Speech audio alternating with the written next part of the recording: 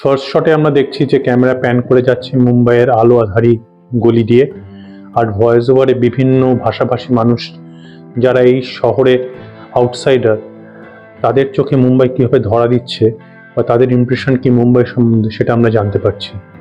অনেকটা যেন ডকু ফিল্মের ধাঁচে সিনেমাটা শুরু। এরপর আমরা দেখতে পাই গল্পের দুই ইম্পর্টেন্ট প্রোটাগনিস্ট অনু আর প্রভাক অ্যাজ মালায়ালি নার্স। তারাও এই শহরে অনেকের মতন আউটসাইডার, রোজকার মতন মুম্বাই লোকালি ট্রাভেল করছে। এরপর এক এক করে আমরা মিট করি বাকি কুশীলবদের, পার্বতী, মনোজ, শিয়াজ, সকলেই outsider to this big bustling city.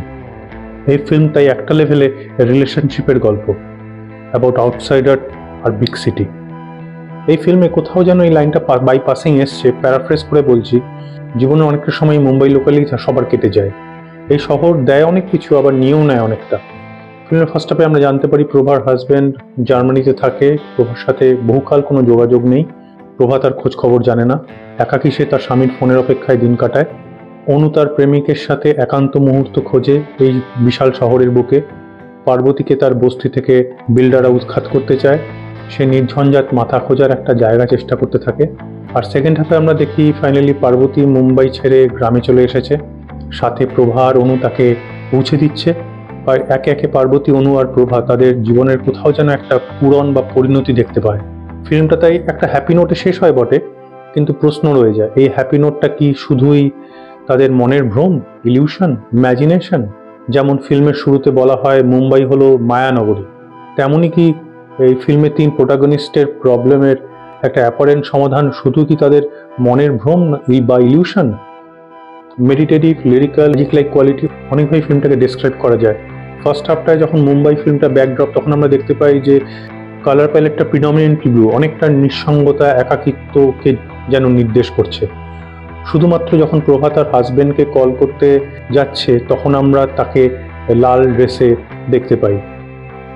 অ্যাক্টিংয়ে কোনো ফলস নোট অ্যাটলিস্ট আমার চোখে তো পড়েইনি। অসাধারণ অভিনয়, যেভাবে এডিট করেছে বা যেভাবে শ্যুট করা হয়েছে ফিল্মটা, তাতে স্টাইলিস্টিক্যালি যেন অনেকটা ইউরোপিয়ান ছবির ছাপ দেখতে পাই, অ্যাটলিস্ট আমি তো দেখতে পাই। আর ফিল্মের ব্যাকগ্রাউন্ড মিউজিক নিয়ে আলাদা করে বলতেই হয়, সিরিয়াসলি এলিভেট করেছে ফিল্মটাকে।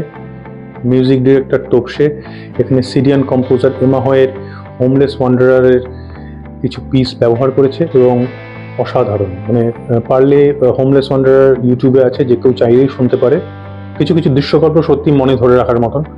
ফিল্মে প্রথম যখন প্রভাকে ইন্ট্রোডিউস করা হচ্ছে, তারপরে আমরা দেখি একটা পাশ দিয়ে একটা ট্রেন হুড়মুড়িয়ে চলে যাচ্ছে এবং এই ট্রেন চলে যাওয়াটাকে ট্রানজিশন শট হিসেবে ব্যবহার করা হয়েছে। তারপর যখন ডক্টর মনোজের ভয়েস ওভারে প্রভা যখন তার লেখা কবিতা পড়তে থাকে, তখন দূরে জানলা দিয়ে আমরা দেখতে পাই একটা আলোয় উজ্জ্বল ট্রেন ছুটে চলে যাচ্ছে। বা ভয়েস ওভারে প্রভা যখন তার স্বামীর সাথে বাড়তে থাকা দূরত্বের কথা অনুকে বলে, আমরা দেখতে পাই ক্যামেরা কিন্তু স্থির হয়ে রয়েছে, দূর দিয়ে চলে যাওয়া একটা ট্রেন ক্রমশ আরও দূরে সরে যাচ্ছে। তার জাস্ট পরের শটেই আমরা দেখতে পাই ফাঁকা ট্রেনে অনু প্রভার কাঁধে মাথা রেখে বসে আছে। তো এরকম ছোট ছোট দৃশ্যকল্প সত্যি মনে থেকে যায়। আরেকটা কথা যেটা খুব ইম্পর্টেন্ট এই প্রসঙ্গে বলে রাখা, ফিল্মটা জুড়ে অজস্র ভয়েস ওভার। স্ক্রিনে আমরা চরিত্রদেরকে ভিড়ে মিশে যেতে দেখছি, বাট ভয়েস ওভারে তাদের জীবনের কথা আমরা শুনতে পাচ্ছি। এই constant use of voice over যেন এই চরিত্রগুলোকে একই সাথে পার্সোনাল আর ইমপার্সোনাল করে তোলে। কোন একটা ইন্টারভিউতে পায়েল কাপাডিয়া বলেছিলেন যে সত্যজিৎ রায়ের প্রতিদ্বন্দ্বী তার প্রিয় ছবি। বিশেষ করে শহর কলকাতাকে যেভাবে দেখানো হয়েছে, সামাজিক রীতিনীতির তোয়াক্কা না করে নার্সকে যেভাবে পোট্রে করা হয়েছে, প্লাস ব্যক্তিগত গল্পের সাথে সামাজিক ন্যারেটিভকে যেভাবে বুনে দেওয়া হয়েছে গল্পের মধ্যে, সেই দিক দিয়ে দেখতে গেলে এই সিনেমাটির সাথে কিন্তু অসম্ভব সিমিলারিটি রয়েছে। আমার চোখে দেখা এটি একটি অনবদ্য সিটি ফিল্মও বটে। ডিজনি হটস্টারে রয়েছে। যদি কারোর আদিত্য বিক্রমের আসা যাওয়ার মাঝে দেখে ভালো লেগে থাকে, আমার ধারণা এই সিনেমাটি দেখেও তার ভালো লাগবে।